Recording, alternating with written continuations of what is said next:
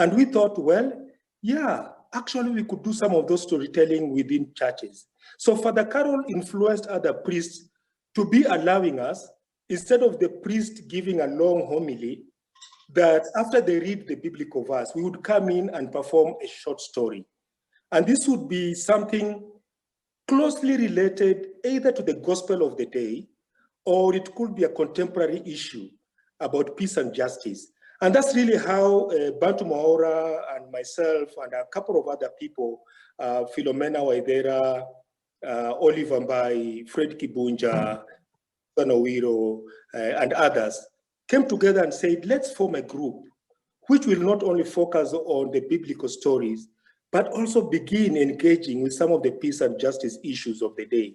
Mm-hmm. So telling for us became kind of a safe way, if you can, I can put it that way, of engaging with certain issues, because you know what was happening in the 80s and part of the 90s. Yeah. We knew that plays were being banned. Of course, we performed a little bit at the Goethe Institute and other places, but it was also risky. I remember one time we were preparing for a performance at Goethe Institute, and we were told that we needed to take our place for, they were calling it for an approval. You take the script somewhere in your house, and somebody would read it and would grant you a permit for a public performance. But from what we had heard at the time, we knew this was a very risky venture. We talked to a number of people who had been to their house, and we said, no way. Mm. We still couldn't avoid it because we were performing in a public space.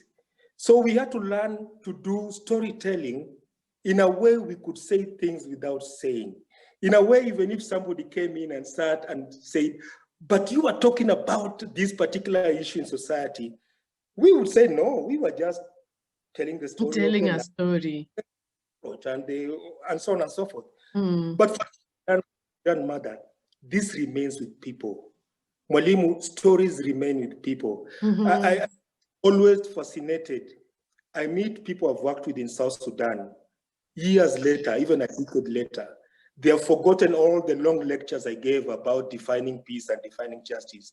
As soon as I meet them, they say, Babu, I disagree with that part of the story of the lion. The lion shouldn't have done that. And that has been the beauty of engaging through storytelling. Mm-hmm. Oh, wow. It's so funny that I'm now beginning to appreciate more. I think I knew it from an academic point of view, but now I'm beginning to emotionally connect with stories.